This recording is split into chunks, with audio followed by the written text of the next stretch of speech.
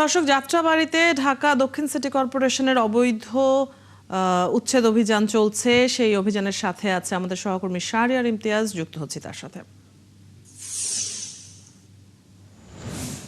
শাহরিয়ার, উচ্ছেদ অভিযানের সবশেষ কি খবর আছে আপনার কাছে? কি দেখছেন সেখানে পরিস্থিতি?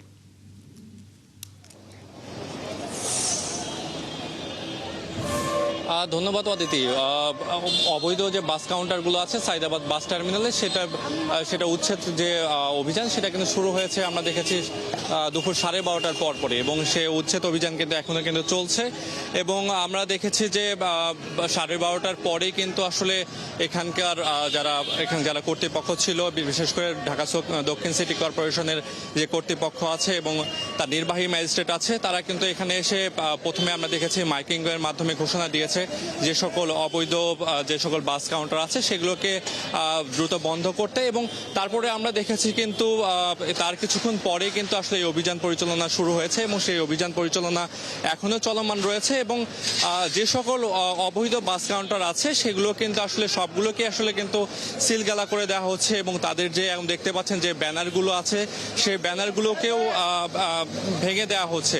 এবং আপনি জানেন যে সাইদাবাদ বাস টার্মিনালের ভিতরে কিন্তু বাস কাউন্টারগুলো রয়েছে, এবং সেই বাস কাউন্টারে আসলে তাদেরকে নিয়ম অনুযায়ী, সিটি কর্পোরেশনের যে নিয়ম অনুযায়ী তাদেরকে আসলে ভিতরেই কাউন্টারগুলো বসানোর কথা রয়েছে। কিন্তু অবৈধভাবে কিন্তু রাস্তার পাশে একদম এই সকল অবৈধ যে বাস কাউন্টারগুলো আছে সেগুলোকে বসানো হয়েছে। এবং এর মাধ্যমে কিন্তু আমরা দেখেছি যে বিশেষ করে ঈদ আসলে যানজটের পরিমাণ যেমন থাকে, এবং তাছাড়া কিন্তু সারা বছরই কিন্তু এই রাস্তাগুলোতে কিন্তু পুরো ঢাকা শহরেই এই সকল বাস কাউন্টারগুলোর কারণে কিন্তু যানজটের একটা প্রভাব থাকে।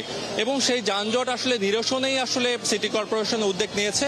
এবং এর আগে আমরা দেখেছি যে এর আগে 7 দিন আগে কিন্তু ডিএমপি থেকে এবং সিটি কর্পোরেশনের তরফ থেকে তাদেরকে কিন্তু আইনিভাবে নোটিশ দেওয়া হয়েছিল, এবং তাদেরকে জানানো হয়েছিল যে এই সকল অবৈধ যে বাস কাউন্টারগুলো আছে সেগুলোকে সরিয়ে ফেলার জন্য।